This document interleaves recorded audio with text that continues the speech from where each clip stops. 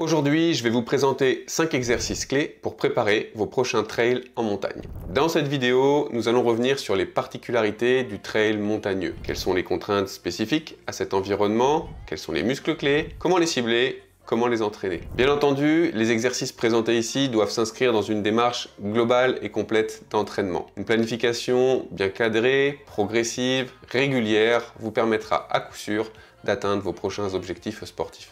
Revenons donc sur les principales caractéristiques de la course en montagne. Qui dit montagne, dit montée et descente. C'est la principale caractéristique à considérer. En effet, l'enchaînement des montées et des descentes va avoir plusieurs conséquences. La première d'entre elles, c'est que les vitesses de déplacement ne vont pas être uniformes, comme on pourrait l'observer sur un marathon ou sur une course sur route d'une manière générale. Ici, on va pouvoir aller très vite, sur des portions roulantes, en descente par exemple, comme très lentement, dans du très raide et du très technique en montée. Ces variations d'allure vont impacter notre coût énergétique. Et une bonne stratégie de pacing est alors indispensable pour performer. J'ai déjà abordé cette notion de pacing dans différentes vidéos, notamment celle sur les déterminants de la performance en trail, que je vous laisse consulter si besoin. En montagne, les régimes de contraction vont changer au cours de l'épreuve. On retrouvera principalement des contractions dites concentriques sur les montées, c'est-à-dire que vos muscles vont aller dans le sens du raccourcissement, alors que dans les descentes, ce sont des contractions excentriques qui prédominent.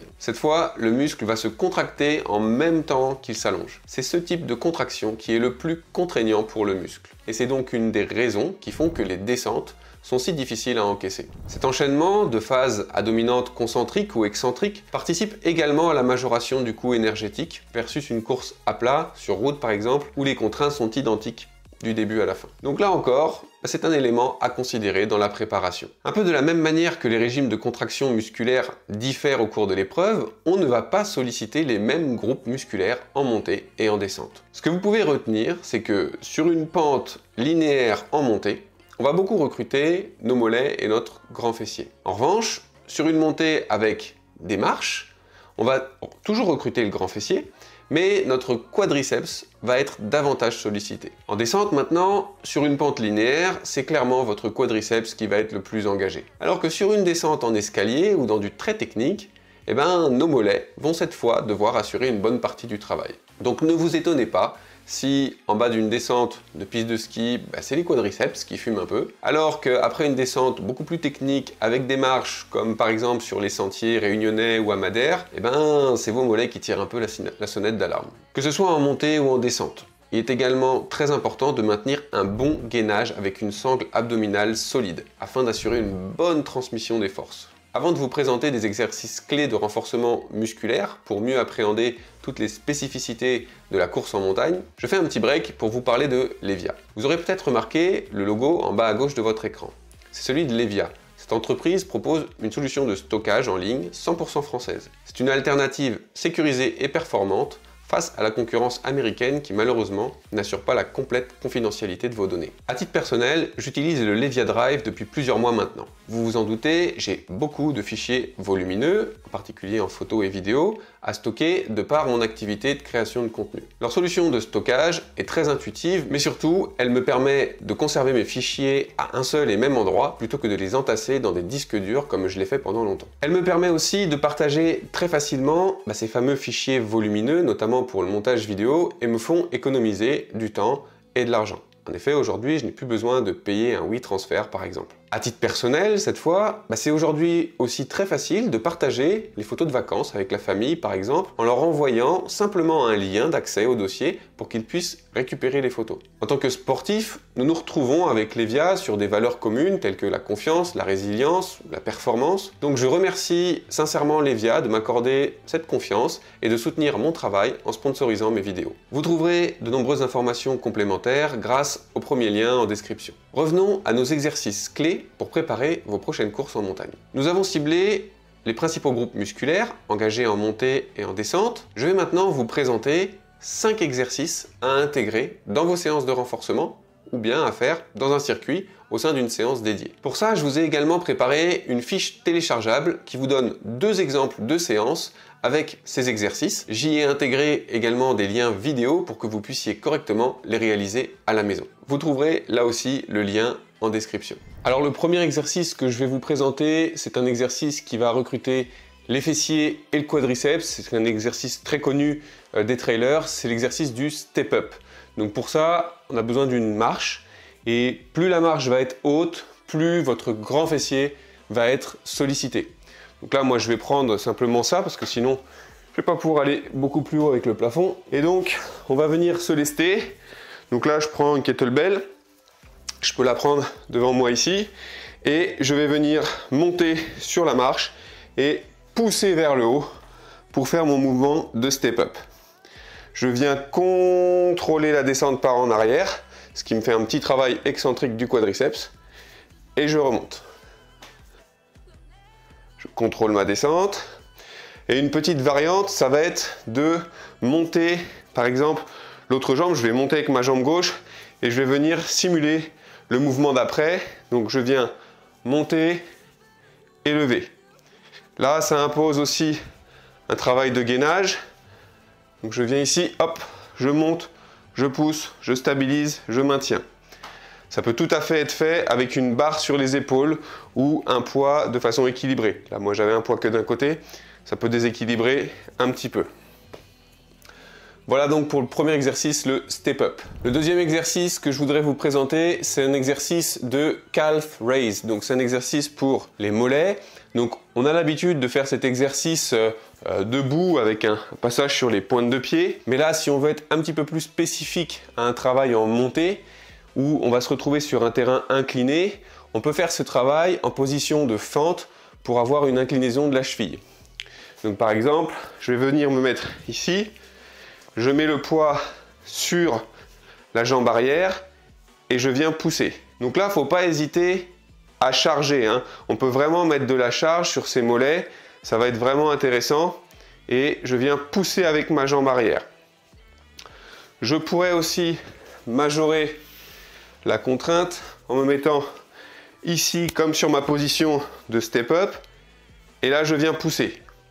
Moi, je préfère cette version à titre personnel. Je me sens plus à l'aise, je trouve ça plus contrôlable. Et là, je viens pousser avec ma jambe arrière, pousser dans la cheville, pousser dans le mollet. J'essaye aussi de contracter tous les muscles de mon pied, de sentir que je fais une griffe un petit peu avec mes orteils pour pousser vers le haut. J'essaye d'orienter mon poids de corps plutôt vers l'arrière et pas trop vers l'avant, sinon c'est ma cuisse qui va charger. Et je pousse. Donc ça, très bon exercice pour travailler son mollet dans une position avec un peu plus d'angle pour simuler un petit peu la pente. L'exercice suivant est un des exercices les plus puissants que je connaisse pour travailler en excentrique sur les quadriceps. C'est l'exercice du Nordic Reverse. Donc, on va venir se mettre en position sur les genoux.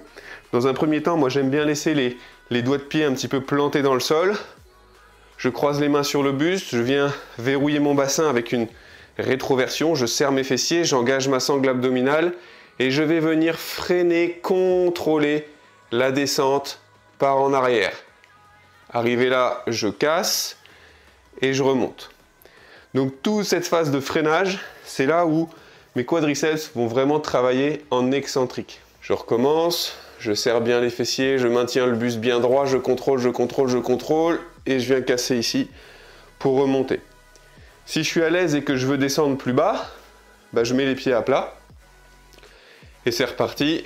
Je contrôle, je contrôle, je contrôle, je contrôle, je contrôle, je contrôle, je contrôle, je contrôle et je casse, je reviens. Évidemment, c'est un exercice qu'on peut faire avec de la charge. Donc je peux tout à fait prendre un kettle avec moi et je vais contrôler ma descente pareil. Je casse et je remonte. Je serre bien les fessiers, je gaine et je contrôle, je contrôle, je contrôle, je contrôle, je contrôle. Je casse. Attention, si vous n'avez jamais fait cet exercice-là, que vous commencez à le faire avec ne serait-ce qu'un petit peu de charge, vous allez vous retrouver avec des courbatures très rapidement. Donc il faut vraiment être très progressif. Le prochain exercice, on va essayer de travailler votre psoas. On l'a dit, c'est un fléchisseur de hanche. C'est un muscle qui vous aide à fléchir la hanche, à monter le genou. Alors pour ça, un exercice que j'aime bien, je vais utiliser une petite bande élastique que je vais venir passer entre mes pieds. Et très simplement, je vais venir faire un mouvement de flexion de hanche. J'essaye d'accompagner ce mouvement avec une coordination des bras, ce qu'on retrouve à la course à pied. Je viens monter et je relâche. Je viens monter et je relâche.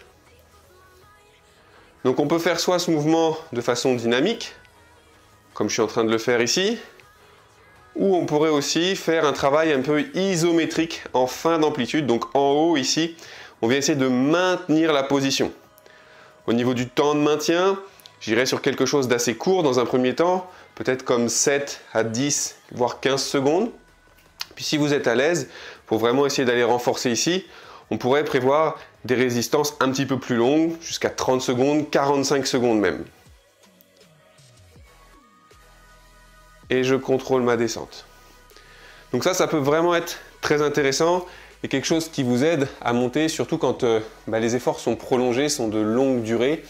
Sur Ultra par exemple, il y a un moment donné où on sent que cette jambe est lourde, on a du mal à lever le genou.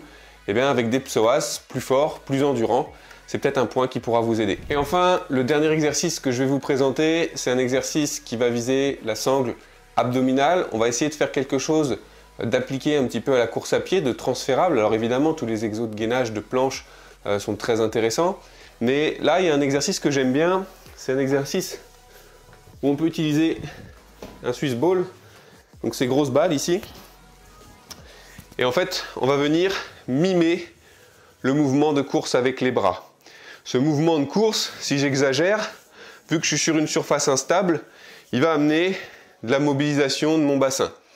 Le but, on l'a dit, de ma sangle abdominale, c'est d'être solide pour assurer un bon transfert des forces. Donc là, l'objectif de l'exercice, c'est d'essayer de garder le bassin stable, d'avoir le moins de mouvement possible au niveau du ventre, de la sangle abdominale, tout en bougeant les bras de façon énergique. Donc là, je vais venir mimer un mouvement de course et je suis vraiment obligé de me gainer très fort pour pouvoir maintenir la position. Sinon, je vais vite partir en vrille comme ça. Si je veux augmenter la difficulté, je pourrais par exemple me mettre sur une jambe. Et là, c'est clair que si je ne fais pas attention, je pars. Donc il faut bien que je gaine et je viens créer ce mouvement. Je peux alterner la jambe gauche, la jambe droite. Et si jamais j'ai pas de ballon comme ça, c'est pas grave. Ne serait-ce que de faire l'exercice au sol, c'est déjà très intéressant. Je me mets dans cette position, je redresse le buste, je viens bien serrer ma sangle abdominale et je viens mimer le mouvement en essayant d'être le plus solide possible, d'avoir le moins de déformation possible. Vous voyez comme ça bouge dans mes pieds, il faut vraiment que j'arrive à contrôler ça, à serrer très fort pour pas bouger. Là pareil, je pourrais le faire sur une jambe et je peux même envisager d'avoir un petit poids dans les bras, pas gros, 500 grammes, 1 kg, pas plus, parce que forcément, plus je vais rajouter de résistance extérieure, plus je vais rajouter de mouvement, plus ça va être dur de maintenir. Donc ça, c'est un exercice sans doute qui est assez peu connu, que je vous invite à tester, à essayer, et puis faites-moi un petit retour dans les commentaires si jamais vous avez des remarques à faire là-dessus. Voilà, c'était les 5 exercices que je voulais vous présenter aujourd'hui, des exercices qui sont intéressants pour préparer des courses en montagne. Alors évidemment, des exercices, il en existe des centaines, j'irais peut-être à dire jusqu'à des milliers. Il n'y a pas que ça, mais c'est des exercices qui me paraissent intéressants pour optimiser un petit peu votre musculature en montagne. Mais ce sont des exercices qui me paraissent intéressants pour essayer d'optimiser votre préparation aux courses en montagne. Ils sont, comme je l'ai dit en début de vidéo, à inclure dans une stratégie globale d'entraînement. Pensez à intégrer du renforcement. Encore plus si vous habitez sur des terrains plutôt plats, c'est souvent une bonne option pour compenser un petit peu le manque d'accès à de la montagne, à du dénivelé, parce que rien ne remplacera la préparation spécifique.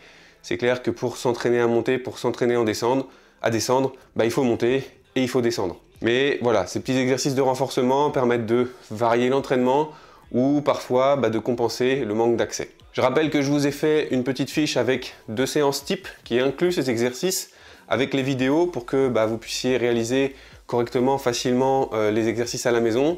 C'est téléchargeable dans le lien en description. Il me reste à vous souhaiter une belle semaine, un bon entraînement. Je vous dis à bientôt, à la prochaine vidéo. Allez, ciao les runners.